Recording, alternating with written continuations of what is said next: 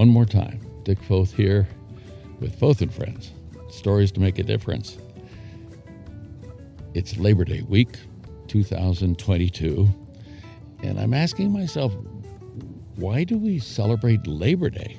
I mean, we're celebrating work, but we're supposed to take a holiday, not work. Well, Labor Day's roots are found in 1894 when it was made a national holiday.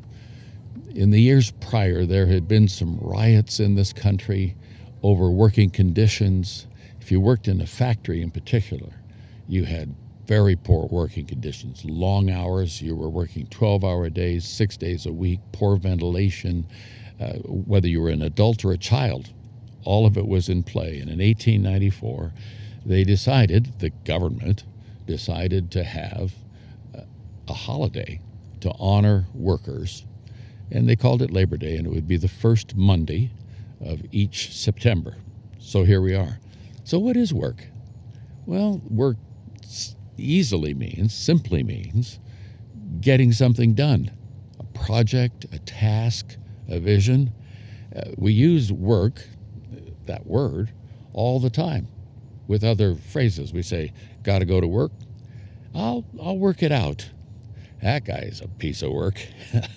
Or I'm a work in progress. If I have to choose between being a piece of work, which is sort of derogatory, or a work in progress, I'll go with a work in progress. Let me ask you this question. What was the first job?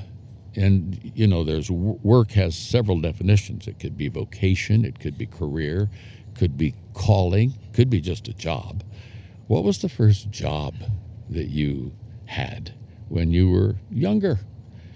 I think, for me, my first job was as a paper boy in East Oakland, California. I delivered the East Bay shopping news to 128 homes in the hills of East Oakland on Tuesdays and on Saturdays. And the owners of the company, or the people who produced it, would come and drop off bundles for the various paper boys at certain corners. And so I'd walk about a quarter of a mile from my house, maybe half mile, and I had these bags that you put over your head, these big canvas bags, and you put the unfolded papers in the front and the back, and then you would walk the route and you would fold the papers as you went, and you'd get them into sort of a missile, if you will, of print and paper, and you'd aim for the porch and hope you hit it. And, you try to stay out of the rose bushes.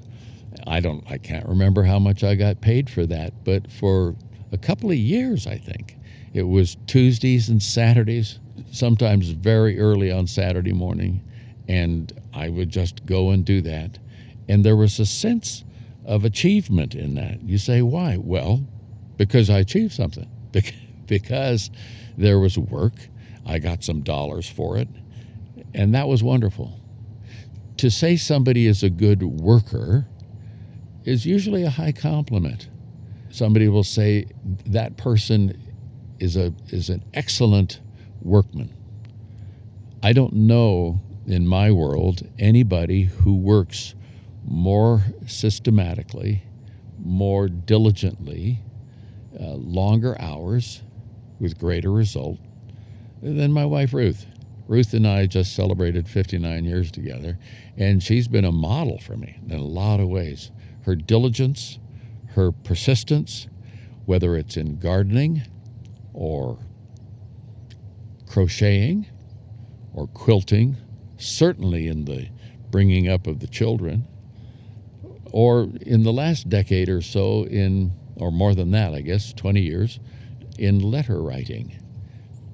Years ago, when I was president of a small college, sometimes people would say, so how do you employ people? How do you hire them? What are you looking for? And what I would say to them is, I look for people who initiate, who have ideas, who get started, and I look for people who follow through. They need competence, of course, but they follow through. They close it out. They take it to the end. That process of working that takes some project, some task from beginning to end is significant. not significant. It's productive and what makes the world go round in a lot of ways. What I find interesting too is that back in Genesis, way back in what we would call the Old Testament scriptures, there's this wonderful couple of lines in Genesis, the 4th chapter, that talks about 3 brothers. One is Jabal, who was a specialist. He lived in tents and raised livestock. We here in Colorado would call it a rancher. Then there's Jubal, who was a specialist in stringed instruments and pipes. He was a musician.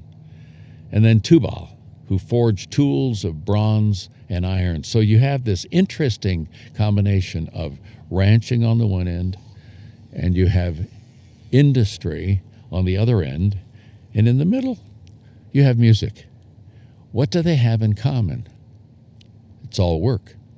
That's what they have in common.